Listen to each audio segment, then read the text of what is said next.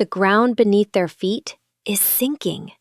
Not in 100 years, not in 10 years. Right now, as we speak, and there's only one way to survive it. This is the only place on Earth where an entire civilization lives on islands that don't actually exist. 12,500 feet above sea level, higher than most planes fly. There's a lake, Lake Titicaca, shared between Peru and Bolivia. But here's where it gets weird. About 1,200 people live here, on 60 to 120 floating islands. And I mean floating, like they can literally move these things. But here's the problem. These islands, they're made of grass. This is totora reed. It grows in the shallow parts of the lake. And the Uros people, that's what they call themselves, have been building entire islands out of it for over 500 years. They harvest these thick root blocks from the lake, each one weighing tons, tie them together with ropes and eucalyptus stakes, then stack layers and layers of dried reeds on top. The base? 6 to 12 feet thick. One island can hold 10 families. But here's the catch. These islands are dying every single day. The reeds at the bottom, they're underwater. They rot fast. During the dry season, they add new layers once a month. During the rainy season, once a week. Because every year, their island sinks about 2 feet. That means every 25 to 30 years, the entire island becomes unusable. Water seeps through. The structure breaks down. And they have to build a completely new island from scratch and start over again. When you step on these islands, the ground gives way, like walking on a waterbed or a giant sponge.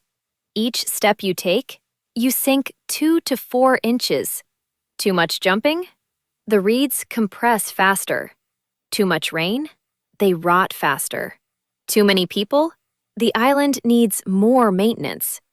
And here's the modern problem: tourism. Hundreds of thousands of visitors every year walking on these fragile structures, speeding up the decay process. So the Uros have less time to maintain their islands, but more pressure to keep them pristine for visitors, who are literally destroying them.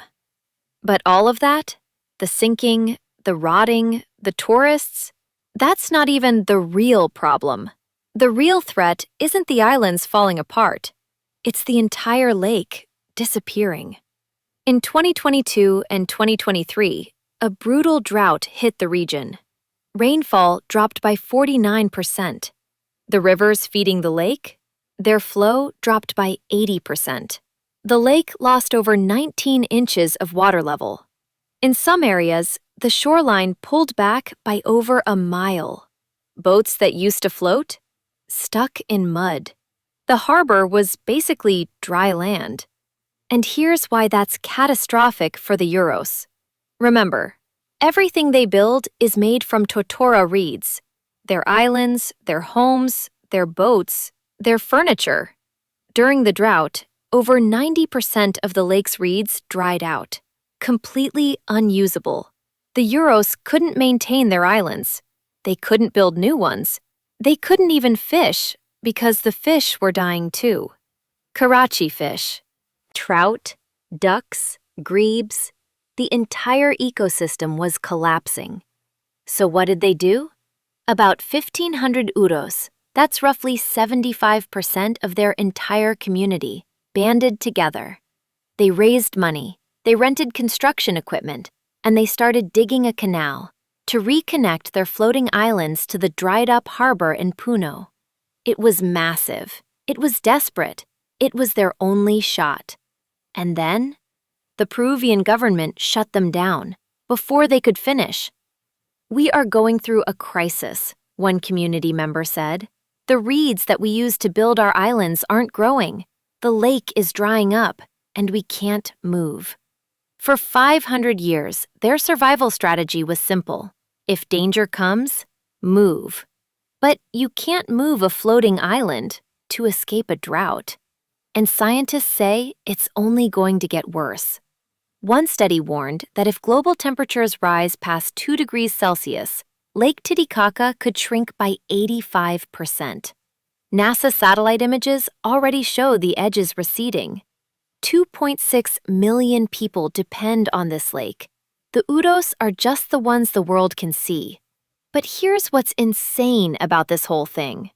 They chose this life. 500 years ago, when the Inca Empire was expanding, the Uros people were driven from their land. No territory, no safety, enemies on all sides. So they did something no one had ever done. They built their own land, on the water, where no one could reach them. And if danger came, they'd just untie the ropes and move the entire village to a different part of the lake. That's why there are still watchtowers on some islands. Today, they're not just surviving, they're thriving. Everything is made from totora reeds: houses, boats, furniture, schools, even watchtowers. And get this, they eat the reeds too. The white part at the base, called chulo, tastes like sugarcane, high in iodine, prevents goiters at high altitude. They make tea from the reed flowers, use the ashes as antiseptic for wounds, wrap painful body parts in reeds for relief. They fish for karachi and trout, hunt waterfowl, gather eggs, run solar panels donated by the Peruvian government. They have a radio station on the main island. Kids attend elementary school on the islands. Older kids take boats to Puno on the mainland. It's not primitive. It's not backwards. It's a 500-year-old culture, adapting. Think about that for a second. Most of us complain when our Wi-Fi goes out. These people rebuild their entire world every 25 years. Not because they have to anymore. Many Uros have moved to the mainland, but because they choose to preserve something their ancestors created when they had no other choice. Today, there are about 1,200 people living on roughly 60 to 120 islands. Some islands are just 15 feet wide. Some hold 10 families. They're not museum pieces. They're not tourist attractions pretending to be authentic.